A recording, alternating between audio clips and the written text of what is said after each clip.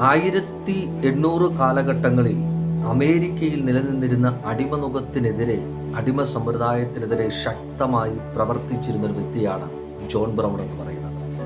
മനുഷ്യൻ ജനിക്കുമ്പോൾ സ്വതന്ത്രനായിട്ട് ജനിക്കുന്നു, അവൻ ആർക്കും അടിമയല്ല എന്ന ആശയത്തെ മുൻനിർത്തിക്കൊണ്ട് അനീതി പ്രവർത്തിക്കുമ്പോൾ, അനീതി സംഭവിക്കുമ്പോൾ മിണ്ടാതെയിരിക്കരുത്, അതിനെതിരെ പ്രവർത്തിക്കണമെന്ന് പറഞ്ഞുകൊണ്ട് ശക്തമായി അടിമനുഖത്തിനെതിരെ പ്രവർത്തിച്ചിരുന്ന ഒരു വ്യക്തി. 1859 ഹാർപ്പേഴ്സ് ഫാർമർ എന്ന് പറയുന്ന ഒരു സ്ഥലത്ത് ആയുധശാലകൾ പിടിച്ചടക്കുവാനായിട്ടുള്ള പരിശ്രമത്തിന്റെ ഇടയിൽ അമേരിക്കയിൽ ഇദ്ദേഹം പിടിക്കപ്പെടുകയാണ്. ശേഷം ഡിസംബർ 2-ാം തീയതി 1859 ഡിസംബർ 2-ാം തീയതി ഇദ്ദേഹത്തെ മരണശിക്ഷയ്ക്ക് വിധിക്കുകയും അത് നടപ്പിലാക്കുകയും ചെയ്യുവാനിടയായി.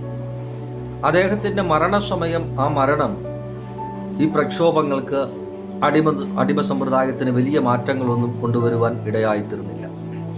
എന്നാൽ പിന്നത്തേതിൽ അമേരിക്കയിൽ നടന്ന അടിമ സമ്പ്രദായത്തിനെതിരെയുള്ള സകല പ്രക്ഷോഭങ്ങൾക്കും, സകല സമരങ്ങൾക്കും ജോൺ ബ്രൗണിന്റെ മരണം വലിയ സ്വാധീനങ്ങൾ ചെലുത്തുവാൻ കാരണമാകാനിടയായി. ഒരു കാലഘട്ടം മുഴുവൻ ഇദ്ദേഹത്തിന്റെ മരണം മുൻനിർത്തിക്കൊണ്ട്, ഇദ്ദേഹത്തിന്റെ മരണത്തെ ചൂണ്ടിക്കാണിച്ചുകൊണ്ട് അടിമ സമ്പ്രദായത്തിനെതിരെ ഒരു കൂട്ടം ജനങ്ങൾ പ്രവർത്തിക്കാനിടയായി. ശേഷം അതിന് റിസൾട്ട് പോസിറ്റീവായ രീതിയിൽ ലഭിക്കുവാനും ഇടയായി. ഒരു വ്യക്തി തൻ്റെ ജീവനേക്കാൾ വലുതാണ് മനുഷ്യന്റെ സ്വാതന്ത്ര്യം എന്ന് തിരിച്ചറിഞ്ഞ് അദ്ദേഹത്തിന്റെ ജീവനെ പോലും മനുഷ്യന്റെ സ്വാതന്ത്ര്യത്തിന് വേണ്ടി മാറ്റിവെക്കുവാനിടയായി. അമേരിക്കൻ നാടുകളിൽ നിലനിന്നിരുന്ന അടിമനുഖത്തിൽ നിന്ന് ജനത്തെ വിടുവിക്കുവാൻ ഒരു ജോൺ ബ്രൗൺ ജീവൻ കൊടുത്തപ്പോൾ അത് പിന്നത്തേതിൽ അവരുടെ സ്വാതന്ത്ര്യത്തിന് വഴിത്തിരിവായി മാറിയതുപോലെ 2026 വർഷങ്ങൾക്ക് മുമ്പ് സകല മാനവകുലത്തിൻ്റെയും സ്വാതന്ത്ര്യത്തിനു വേണ്ടി ഒരുവൻ ക്രൂശിന്മേൽ തൂങ്ങുവാനിടയായി.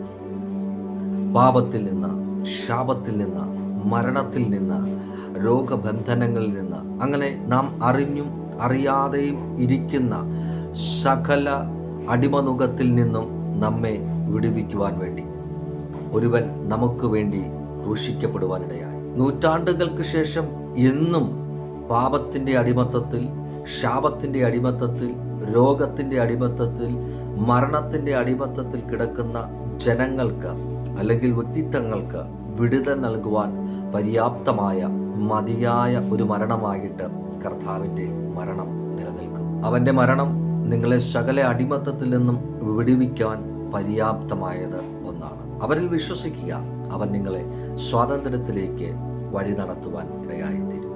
കർത്താവ് നിങ്ങളെ സഹായിക്കട്ടെ. God bless you.